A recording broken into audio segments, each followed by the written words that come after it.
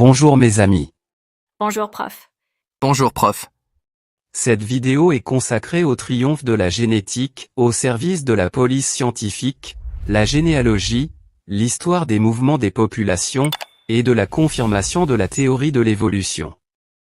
La génétique, et la généalogie génétique, utilisent l'ADN, qui se trouve partout dans les cellules du corps, sauf dans les globules rouges, même dans l'os, ce qui permet d'identifier même des corps en décomposition. L'ADN contient un code génétique unique, qui correspond à chaque être vivant.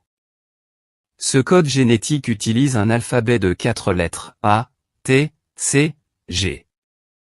Ces lettres sont combinées par 3 pour former des codons, qui correspondent à des instructions pour la production de protéines. C'est comme si chaque être vivant est un livre unique écrit en utilisant ces 4 lettres comme alphabet. La génétique, et la généalogie génétique, sont largement utilisées aujourd'hui au service de la police scientifique, celui du mouvement des populations sur la planète, et comme preuve de la parenté entre les êtres vivants. Des méthodes et des exemples prouvés ont été relatés dans la littérature et la presse. En voici 3 cas de crimes résolus grâce à l'ADN longtemps après les faits. Le premier cas est une affaire en France.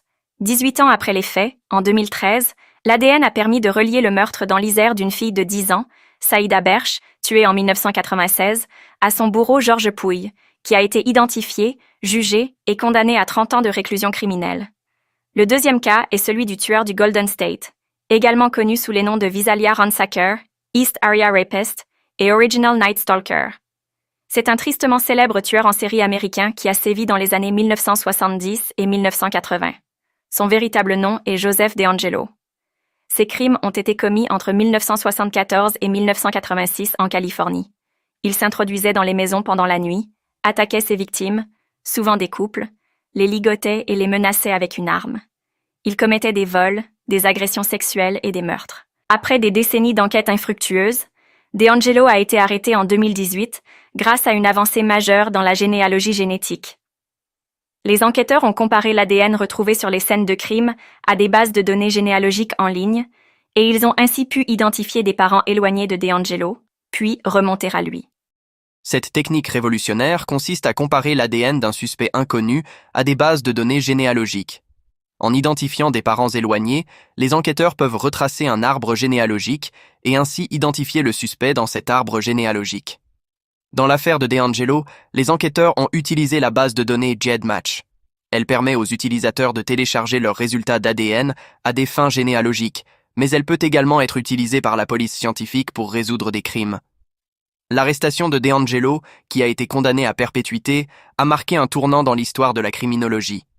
Elle a démontré le potentiel de la généalogie génétique pour résoudre des affaires anciennes et a ouvert la voie à de nouvelles méthodes d'enquête.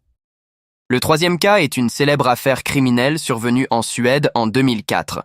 Le 19 octobre, dans la ville de Linköping, Muhammad Amour, 8 ans, et Anna-Lena Svensson, 56 ans, sont tués par arme blanche en pleine rue. Malgré des moyens d'enquête importants, l'affaire reste non résolue pendant 16 ans. Les autorités disposent d'un profil ADN du suspect, mais aucune correspondance n'est trouvée dans les bases de données de la police. Mais en 2020, une avancée décisive est réalisée grâce à l'intervention d'un généalogiste qui applique une méthode combinant analyse ADN et recherche généalogique. Cette démarche permet d'identifier Daniel Nyqvist, qui est par la suite arrêté et condamné. Comme dit précédemment, la génétique et la généalogie génétique sont des outils puissants utilisés pour résoudre des crimes et confondre des criminels. Voici comment elles fonctionnent. Premièrement, les enquêteurs collectent des échantillons biologiques, sang, salive, cheveux, sperme, etc., sur les scènes de crime, comme dans les cas cités précédemment. Ensuite, l'ADN est extrait des échantillons collectés. Puis un profil génétique unique est créé pour chaque individu à partir de l'ADN extrait. Ce profil est comparable à une empreinte digitale. Vient à la fin la comparaison du profil génétique à des bases de données d'ADN pour identifier des correspondances potentielles. Les bases de données d'empreintes génétiques constituent un outil puissant pour la police scientifique. Celle-ci utilise deux principaux types de bases de données d'empreintes génétiques pour résoudre des affaires criminelles. La première est un fichier national automatisé des empreintes génétiques. Ce fichier contient les profils ADN de personnes ayant été condamnées pour des infractions graves ou moins graves, ainsi que de personnes mises en cause dans des affaires criminelles. En comparant l'ADN de l'individu retrouvé sur une scène de crime, même très longtemps à l'avance, avec les profils dans la base de données, les enquêteurs peuvent identifier des suspects potentiels, c'est le cas du premier exemple cité au début de la vidéo. Ce type de base de données permet aussi de déterminer si une même personne est impliquée dans plusieurs affaires. Le deuxième type sont les bases de données généalogiques. Ces bases de données publiques, créées par des entreprises privées, contiennent les profils ADN de personnes ayant effectué un test généalogique en vue de retracer leur arbre généalogique. Elles permettent dans certains cas, comme dans les exemples 2 et 3 cités au début de la vidéo, l'identification des suspects inconnus lorsqu'aucune correspondance n'est trouvée dans le premier type de base de données. Les enquêteurs peuvent utiliser ces bases de données généalogiques pour rechercher des parents éloignés du suspect. Les enquêteurs construisent des arbres généalogiques à partir des correspondances trouvées pour remonter jusqu'au suspect. On prélève alors son ADN pour vérification avec celui trouvé sur la scène du crime. Les bases de données généalogiques peuvent aider à résoudre des affaires non élucidées depuis longtemps. Ces méthodes combinent la puissance de la science et de la technologie pour aider la justice à résoudre des mystères autrefois insolubles. La généalogie génétique utilise aussi l'ADN pour retracer l'histoire de nos ancêtres et les migrations de populations à travers le temps. Comment ça marche? L'ADN accumule des mutations au fil des générations. Ces mutations sont un peu comme une horloge moléculaire. Grâce à ces mutations, en comparant les séquences d'ADN de différentes personnes, les généticiens peuvent estimer le temps écoulé depuis leur dernier ancêtre commun. En effet, certaines régions de notre génome sont plus susceptibles de muter que d'autres. Ces régions, appelées marqueurs génétiques, sont utilisées pour identifier des lignées génétiques spécifiques et retracer les migrations de populations. Les résultats des tests génétiques sont comparés à de vastes bases de données contenant les profils génétiques de personnes du monde entier. Cela permet d'identifier des correspondances génétiques et d'estimer les origines géographiques de nos ancêtres. En plus, ces données génétiques peuvent aider à reconstituer les mouvements de population, les mélanges génétiques et les événements historiques qui ont façonné notre patrimoine génétique. Cela a permis de confirmer certaines théories sur les migrations humaines, comme la sortie d'Afrique et la colonisation de nouvelles terres.